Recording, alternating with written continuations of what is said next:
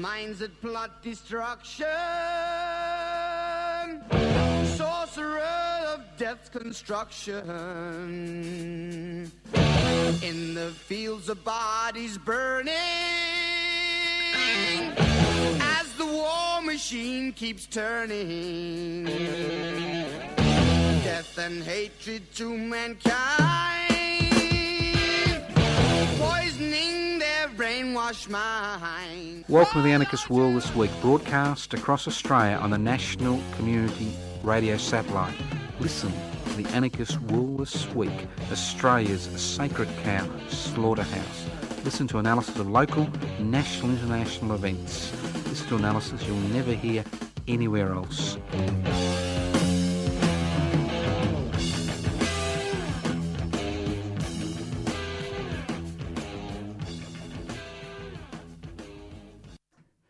Here we are. That's right. If I drop dead, don't worry. I'm going to heaven. Well, that's what somebody told me, and then somebody else told me I was going to hell. This is the Anarchist World This Week on the National Community Radio Satellite. A 1 hour journey took 2 hours and 15 minutes, but that's urban living for you. Now, if you know what anarchy is all about, an anarchist society is a voluntary, non-hierarchical society based on the creation of political and social structures which are based on equal decision-making power. That's direct democracy. It's a society where wealth is held in common and used for the common good. Simple concepts, very simple concepts. Today I'm going to take a fair bit of the program regarding a little bit of a public housing struggle that's happening, not just in Victoria, but it's happening in Queensland and New South Wales and Tasmania and South Australia and West Australia and Northern Territory, Australian Capital Territory. Because, as you know, housing affordability has become a significant issue for a large number of Australians, a significant number of Australians. It's a real issue. People who are working 2 or 3 jobs. Those people not working and rely on social security benefits are finding that it is becoming more difficult to find rental property, let alone decent rental property. And the biggest issue is insecurity. If you've got insecurity in housing, you've got insecurity in your whole life. Think about it. There are homeless people, over 100,000, 150,000, and another 250,000 couch surfing tonight. Think about it if you find yourself in that situation. So public housing has always been an important component of Australian political thinking since the Second World War. The creation of public housing was not just to provide emergency accommodation for people in dire need. The idea of providing public housing and allocating resources to expanding public housing was to give people whose income was not enough to buy the private housing market the opportunity to live in a secure, stable environment. Obviously, there are problems around public housing, but most of those problems to a significant degree are due to the way that sector of the government's responsibility has been managed. And we could talk about that for years, but I'm not. But I'm particularly interested in what we're doing today in a new organisation called Defend and Extend Public Housing Australia, which was formed about 3 months ago. Currently, our main basis is in Victoria, and it's fascinating being involved in this campaign because we were asked to assist to organise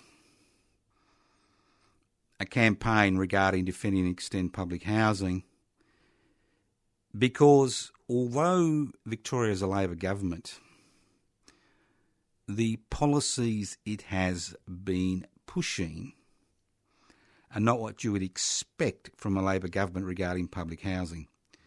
Now, obviously, we all know that the Liberal National Party basically wants to privatise public housing, sell it to the private sector.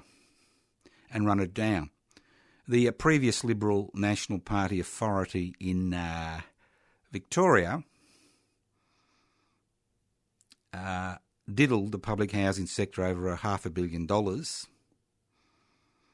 and had plans to privatise 12,000 dwellings, units and freestanding dwellings which were owned by the public.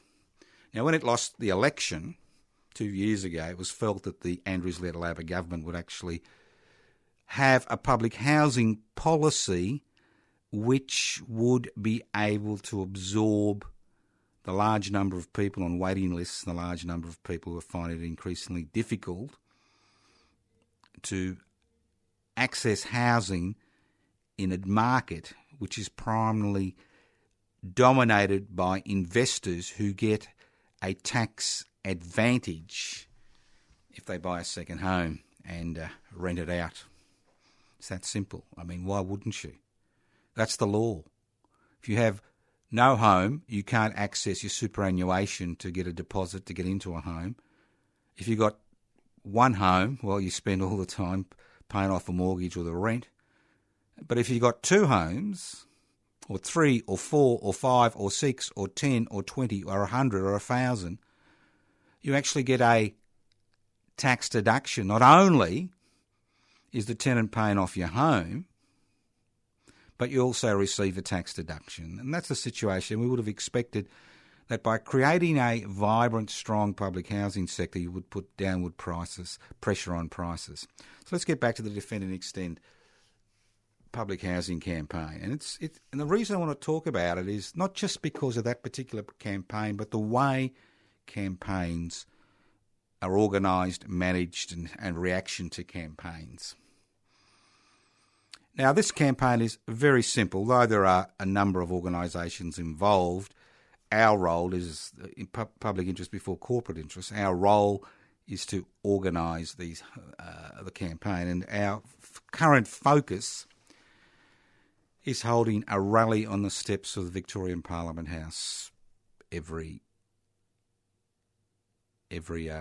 month, preferably on a parliamentary sitting day, although it's difficult on a parliamentary sitting day because you won't believe this, the Victorian parliamentarians only sit for 52 days a year. In some months they don't sit at all. So you've got to coincide with that. So we had 2 rallies last year, which were,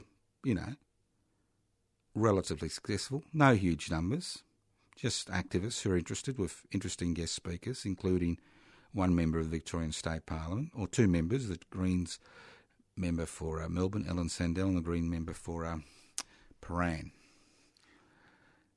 And it was interesting. Low-key rallies, no problems with security, no hassles, nothing. Now, the campaign has gained a little bit of traction. Not a lot of traction, but a little bit of traction because it's aimed specifically at the 88 members of the Legislative Assembly and the 40 members of the Legislative Council in the Victorian Parliament who receive emails and information regarding their campaign, invitations to address the rallies. But the rally we held last week was interesting. It was interesting because we've now moved from phase 1 of the campaign, where the government tried to ignore us, to phase 2 of the campaign, where the government is trying to criminalise us, not just in the eyes of the community and the media, but in the eyes of the Victoria Police. And it was interesting to see at the rally last week, which was attended by about 80 people, maximum, maybe 90, 80 to 90 at its height, that we had over 35 police there ringing Parliament House, inspector, senior sergeant. And I was thinking about this. What's all this about? What information have the Victoria Police, who've got better things to do than, spend $20,000 to $30,000, monitoring a 2-hour rally of 80 people on the steps of Victoria Parliament House? And normally in these situations, what you see is the Victoria Police redeploy their members, but in this particular situation, no members were redeployed. And it's interesting because now we've reached phase 2 of this campaign. Because if you can't ignore a fringe group, and that's what we're described as by the Minister's Office, a fringe group. The next step, and remember I've been an activist for 49 years, next year will be my 50th year as an activist. The next step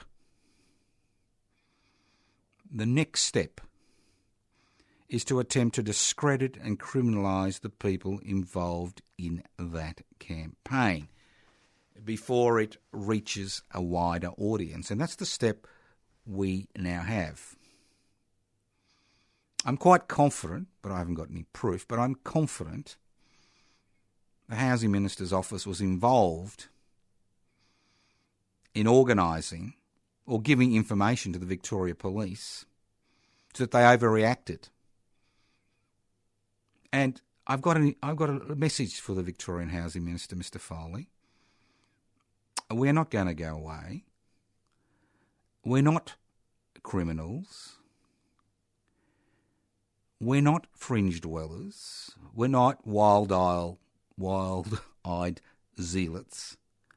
We are ordinary and extraordinary, both, people who see access to housing as a right, not a privilege, and see access to secure housing as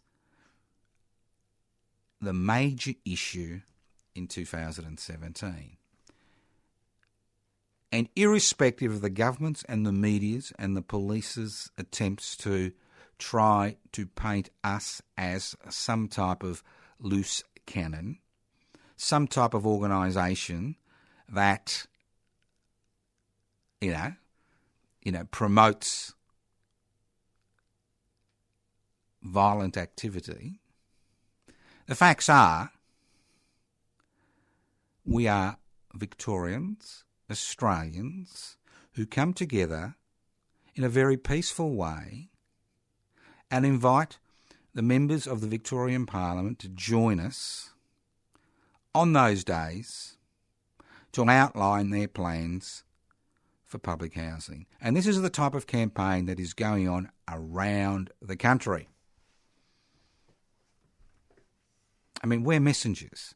Nothing more, nothing less. We are messengers. We are saying that if you don't change your policies, there will be major political consequences for the Andrews-led Labor government in Victoria. And major political consequences for all governments, state governments and federal governments, which refused to tackle the issue of housing affordability. See, the dilemma is language. We're involved in a debate where terms which are diametrically opposed are used to describe the same thing. Because the buzzwords in any government communication regarding public housing in Victoria, I'm not familiar with other states, but the buzzword in this state, the state of Victoria, is social housing and community housing. And government representatives and even activists use the words as if they are interchangeable, as if they are the same thing. Social housing, community housing, public housing, it's all the same thing. Well, it's not. It's a totally different concept. Public housing is owned by the state, maintained by the state, financed by the state, and managed by the state. That is public housing. The people of the state own the infrastructure and they invest in creating adequate public housing to maintain social order in the community and decrease all the problems that occur in a community when there is a large section of the community which is homeless or is paying 50 to 60 or 70% of their income to pay off a mortgage or rent. That's what public housing is about. It's an investment by the community for the benefit of not just the people who use that asset, but for the benefit of everybody in that community, rich and poor. Whether employed, self-employed, wage earners, unemployed, social security beneficiaries. It's for the benefit of each and every one of us. That is public housing. Now, social housing and community housing are different concepts. And what we've seen around the country is the government divesting itself of its responsibility to its citizens to the private sector. Whether that private sector is organised on a not-for-profit basis or a profit basis doesn't matter. It is still a private sector. And when a government talks about transferring titles, which it has already done in Victoria, to the social housing sector or the community housing sector, that is privatisation. Because the issue about public housing is that you don't have deserving and non-deserving poor, but in social and community housing, these privately owned and privately run organisations have their own sets of rules regarding who they will take as a tenant.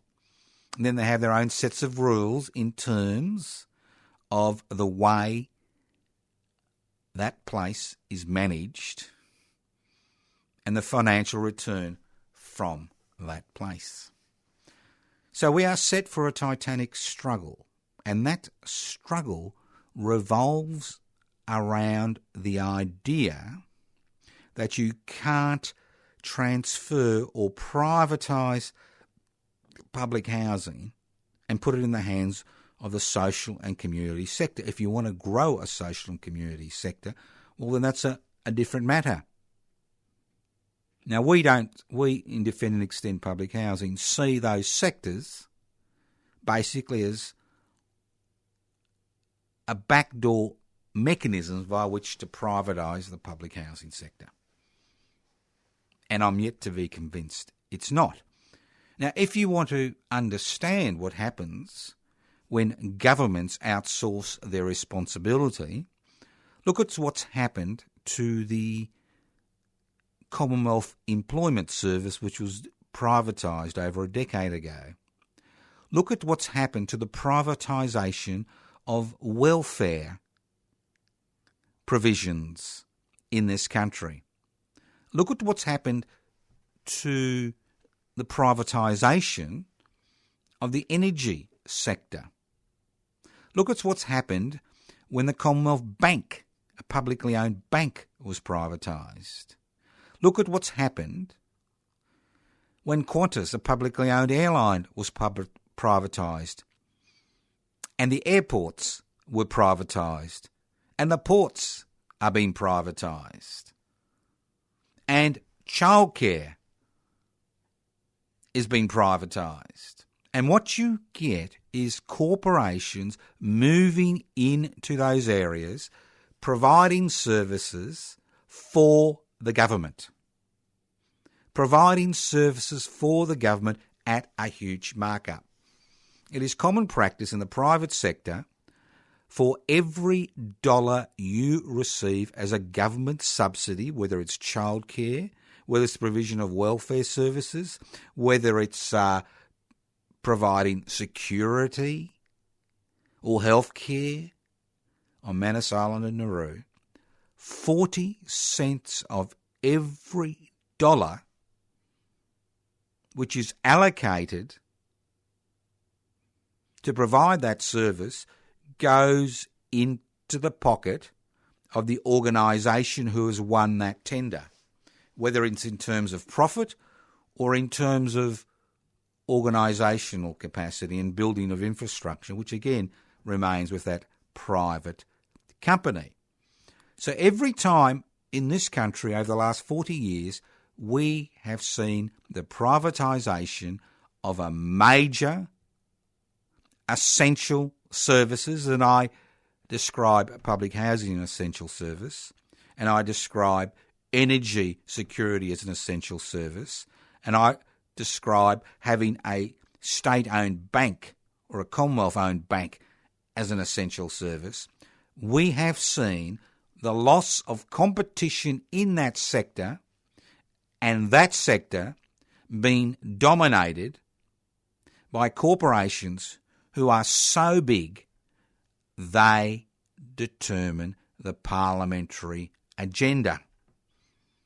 Not only do they determine the parliamentary agenda, they become so big they even refuse to interact with their clients and customers, irrespective of all the bodgy protection agencies which are set up by state and federal governments to protect your rights as a so-called consumer. So that's the dilemma. Every time we have seen a major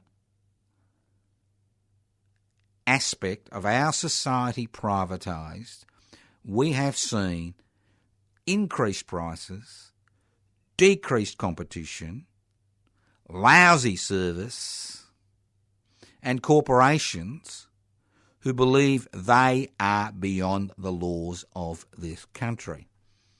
And we don't want to see that happen in the public housing sector, a critical, essential service which should be provided by the state.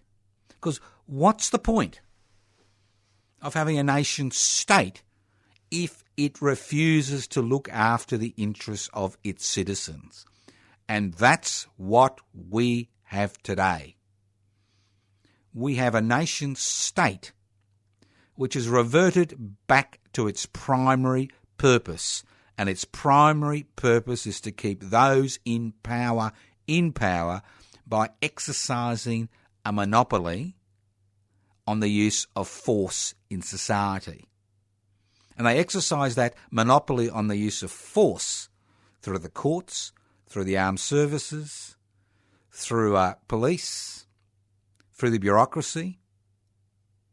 And we don't want to see that, because the whole purpose of the era of revolution during the 20th century, the deaths of tens of millions, not hundreds of thousands, but tens of millions of people who gave that last drop of blood to change the direction of the state from an apparatus which exercised control through exercising its monopoly on the use of force to crush any opposition in the most brutal fashion, which we see constantly in dictatorships around the world, to an apparatus which is used to provide services and goods for its citizens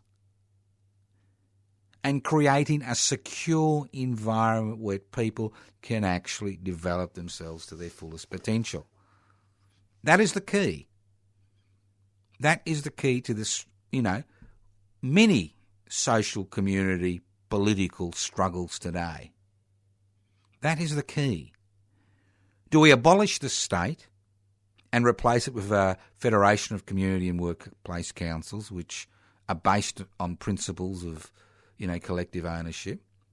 Or do we force the state to take on that responsibility which has been ripped out of its hands over the past 4 to 5 decades during the deregulation, privatisation, corporatisation, globalisation revolution, which we are all familiar with? So as I said before, we are here for the long haul. We are here to defend and extend public housing. We are here to defend and extend Medicare. We are here to defend and extend the social security system. We are here to ensure that Parliament does the bidding of the people it theoretically represents. And we will do that job to the best of our ability, because things have changed to such a degree that people need to stand up. You can Twitter all you like. You can talk all you like. You can shout and scream all you like. You can lash out all you like. But these are tactics which the state incorporates into its infrastructure. They like the violent protester. They love the person who, pitches themselves against the police. They love it. Because what that does is actually, not actually, in reality, what that does is reinforce their need. That society needs them to protect us from the other. Simple example. In Victoria currently, you've got about 20 kids, 20 teenagers who are totally out of control, okay? Out of control for a variety of reasons. We can look at their backgrounds. I mean, I could go down that path, but I'm not going to. Now, the Murdoch media whipped up a total frenzy, forced the state government to change its opinion, its strategy, and now we have a feeling in the community that it's the end of all time. That we're in the midst of this huge, massive crime tsunami. It's just extraordinary. Well, when you look at the statistics, in the majority of cases, crime is going down. The number of people who find themselves children in remand is going down. But we have this climate, this hysteria that's been created regarding this situation. And it's this hysteria is what government wants. Because it says we are there to protect you from them. While we say we are here to protect you from government. From the actions of unaccountable governments. You're listening to the Anarchist World This week, broadcast across Australia on the Community Radio Network. My name is usJoseph Toscano. I'm hosting today's program. You can ring me on 0439 395 489. 0439 395 489. Don't expect me to answer the phone. Leave a message. I'll get back to you. You can write to me at Post Office Box 20, Parkville 3052. Post Office Box 20, Parkville 3052. You can email me at anarchistage@yahoo.com. Anarchistage@yahoo.com. Other websites you may want to have a look at. Public Interest Before Corporate Interest, pipsy.net. Have a look at their Facebook page. Download the application form to join Public Interest Before Corporate Interests.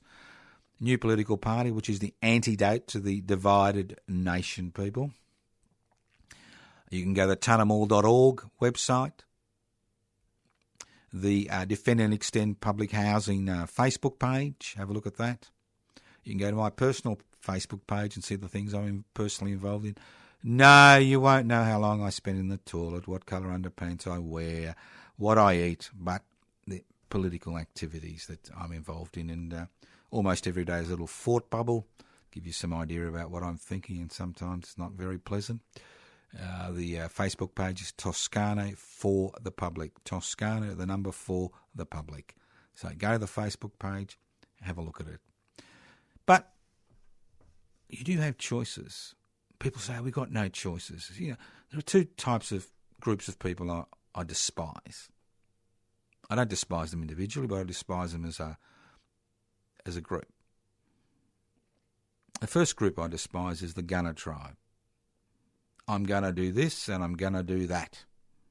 At the end of the day, they do nothing. That's a huge Australian tribal group, the gunner tribe. They've got their own totems, the couch, the net, their forefinger. That's the gunner tribe. Then you've got the somebody should do something about that tribe. Sits back and says, things are crook in Tallarook. Somebody should do something about that. Never thinking that somebody could be them. And then there's I've got all the excuses in the world tribe. I'm too old, I'm too young, I've got responsibilities, I've got to go to work, I go to school, I've got a disabled parent, and the list goes on and on. You know who you are. The key is we're not asking for masses of time. For example, today, if you're listening to this program today and you're in the city of Melbourne, if you listen to this program today in the city of Melbourne, only in the city of Melbourne, you can join the Wednesday Action Group, formed in 1999 to reclaim public space and promote particular issues on the streets of Melbourne. Long history of, battling with police, council officers, private security guards, but still there since 1999. Today they'll be outside Southern Cross Station at the corner of Spencer Street and Collins Street in Melbourne. Small group of people, big impact. Big impact. Think about it. You don't need a mass organisation. You don't need charismatic leaders. You don't need, you don't even need a website. You can organise these things as long as it's related to changes that are required. Now, look, I think personally that we require a lot of changes and that most of these changes won't come through the parliamentary process. But I do believe that you can actually change people's lives by interacting with the parliamentary process and putting pressure on people who can make decisions which have impacts on tens of thousands of people. Irrespective of whether the strings in Parliament are pulled by unaccountable corporations or executives or corporations whose major responsibility is to create ever-increasing profits for their major shareholders, irrespective of the human, social, environmental costs and national costs, irrespective of that, you can still have an impact. See, I also despise those who think that nothing ever changes. There's no point. It'll never change. It's always the same. Well, it's not always the same. We don't have children working in mines in this country today. And we don't have children working in mines in this country today because of the creation and the extension of a trade union movement which has been criminalised in the eyes of most Australians by the corporate-owned media and successive Liberal National Party governments at the state and federal level. How do you think everything you take for granted today came into your lap? How do you think we have a social security system? Why do you think we have a Medicare system, or public education, or public health care, or the remnants of a vibrant public housing sector? How do you think it all came about? How do you think you have minimum wages, holiday pay, sick pay? It didn't come because some wonderful employer bent down and said, "Thanks, matey, you've been a good boy, you've been a good girl.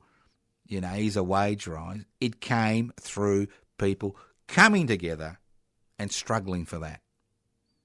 I say to people, remember the Toll Puddle Martyrs. There were no trade unions or unions in the British Empire before 1826. And in 1826, 6 agricultural labourers came together under a tree, and actually recited an oath which centred around collective bargaining. And what happened to those men? They were tried, jailed, and sent to Australia as convicts for having the audacity to argue for the creation of organisations which represented working people's interests. 2 years later, they were pardoned and sent back to England because of the response to what happened, the public response that happened to them. How do you think public housing began in this country? At the end of World War II, when returned servicemen and women returned back to this country and found that nothing had changed for them, although they and many of their friends had paid the ultimate price protecting this country, that many of them found themselves homeless or living in substandard rental accommodation, never been able to enter the property market. How do you think that happened? Public housing happened through that struggle. How do you think the struggle to introduce Medibank, it was called in those days, in 1973? It was the end point of a struggle that went over decades to provide all Australians with access to a basic standard of healthcare. And today, in this country, still, despite all the attempts by governments at the federal level to dismantle Medicare and cripple the public hospital sector and place it in private hands.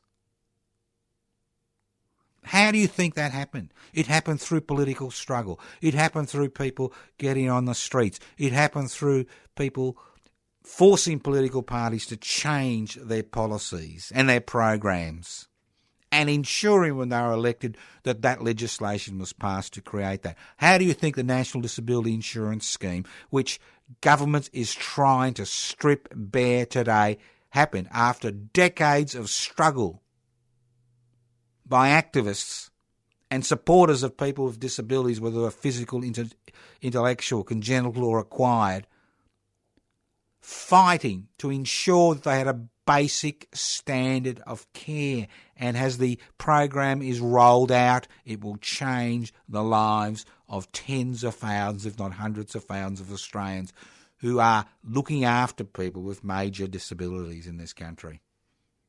And it happened through struggle. And that only happened 2 or 3 years, about 4 years ago. And while we've got governments, saying, if you don't pass these cuts to the social security sector, we will not give any money to the National Disability Insurance Scheme, and people see through that blackmail. If I was involved in that type of activity, I'd be in jail facing blackmail charges. I'd be in court facing blackmail charges, but not the government of the day. It's called politics. So how do you think all these things happen? It happened because of people like you and me who are willing to take on the big boys and girls, especially the big boys, who are willing to take on the state apparatus, who are willing to take on the parliamentarians, who are willing to take on the corporate-owned media and the government-gilded ABC, who should be standing up. But in most cases, we find them sitting in the back rows, cowering under the street, under the seats, frightened of the big boys and girls in front of them. And that's what we've seen in the last 40 years. We have seen the rollback of rights and privileges we have won as human beings over generations of struggle. So the ball's in your court. We're playing tennis. The ball's in your court. You can say, I'm not playing. It's all too hopeless. It'll never change. Sit in a corner and suck your thumb. You can hit the ball back and say, Joe, not good enough. Not good enough. Give me some more options. I'm interested. Give me some more options. I'm still in the game. And I can try to hit that ball back, which I'm doing today. We can go to bed. They're your options. The problem is, even if you go to bed and pull the covers over your head, life has a horrible, horrible habit of knocking on the door, walking in, and pulling the covers off your body. And that's why we have fought for so long for a decent social security net. Because even if life knocks on the door, walks through the bedroom door and rips off the bed sheets. And there you are, naked or in your pyjamas, shivering away, thinking the end is nigh. The reality is that if you've got a decent social security safety net in this country, that the end is not nigh, that you know that your basic needs will be looked after. And that's why we need people with a little bit of courage, a little bit of imagination, who've got a little bit of time. We're not asking you for money. Time.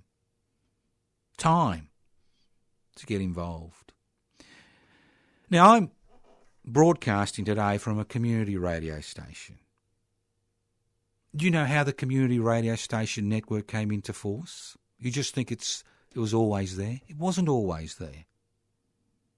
It came into force in 1973 because the Whitlam-led Labor government needed a mechanism. This is before the internet, before social media, needed a mechanism by which to break the monopoly of the corporate-owned media, the television monopoly, the newspaper monopoly, the monopoly of people who set the political, social and cultural agenda every day. They needed to break that monopoly. And it attempted to, and the key word is attempted to break that monopoly by issuing radio licences to communities around the country, and not only issuing licences but giving financial support to set up an alternative mechanism via which to communicate with the people of this country. And although the internet may have put a dent in the power of community radio, it is still an important mechanism by which millions of Australians access information they can't access on other platforms. So I'm sitting here in a studio in a community radio station, and I've been coming to this studio for the last 39 years. That's almost 4 decades, since 1977. All right? 4 decades. 40 years. This is 2017. 40 years. And the power of community radio is based on the fact that it's independent. It is independent radio.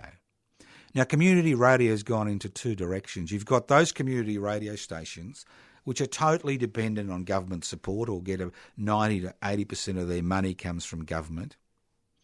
And they find that self-censorship plays a role in their survival. It's a little bit like all these privately run organisations, whether they're for profit or not for profit, which take government welfare contracts. You never hear them complaining about government policy, because when they sign the bloody contract, you know, there's a little section that says you can't publicly complain about government policy if you're going to take government money.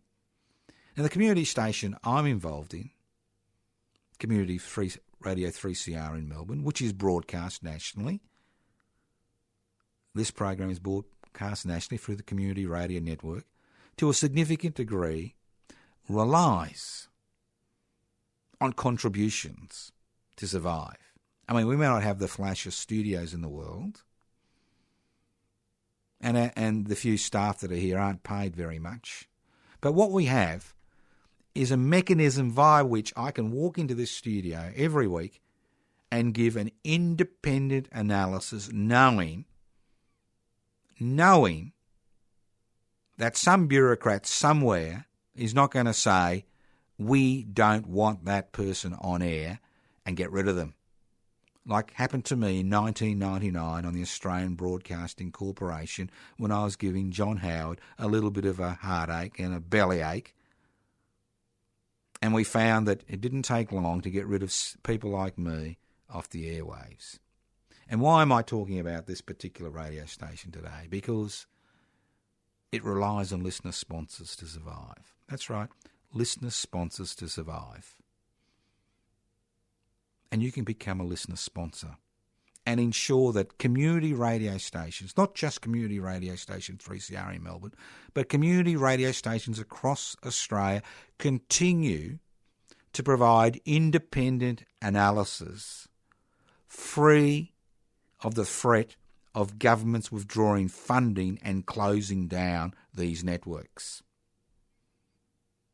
So if you are listening to this program in Melbourne or regional Victoria or anywhere in Australia, and you listen on a regular basis, I encourage you to become a subscriber to Community Radio 3CR. And it's very simple. Pick up the phone right now. Pick up the phone. And all you can ring is 03 9 419 8377. 03 419 8377. I think it's $70 for a year if you're waged, $35 if you're unwaged. Pick up the phone right now, become a sponsor, listener sponsor.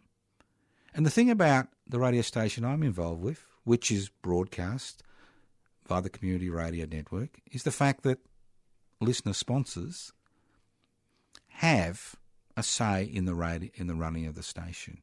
You don't get that very often. So what I'm saying is, you've got three sectors in the community. You've got the private sector, the public sector, and the community sector.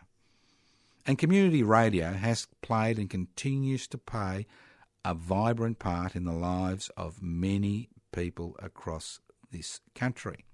And if you want community radio to survive and expand and prosper and provide different opinions, I never use the word alternative, different opinions about what's happening around the world today, it's important that you support your local community radio station. Whichever radio station you're listening to, give them a ring. Offer to become a volunteer. Do a few hours work, at the station. Learn some new skills. I mean, every community radio station loves to hear from people who want to volunteer. You're listening to the Anarchist World This Week, broadcast across Australia on the Community Radio Network. This program is streaming live on 3cr.org.au. The program is podcast. I encourage you to access a podcast. You can access the podcast by going to 3cr.org.au. So, we're on a lot of platforms these days. You like that word? Platforms. But unfortunately, a lot of these platforms are being hogged by large corporations who are not interested in national well-being. I'll give you an example. There's a little bit of business going on at the minute between a senior executive on Channel 7 and one of their personal assistants. I don't want to go into the ins and outs. I'm not particularly interested. But what's fascinating is how influence is used to isolate and actually marginalise somebody who stood up to that organisation. How the whole apparatus is used. And this is what we see all around us. Invisible power. Not overt power, but invisible power. We've got the Minister in Victoria, Housing Minister, and his department trying to criminalise, defend and extend public housing.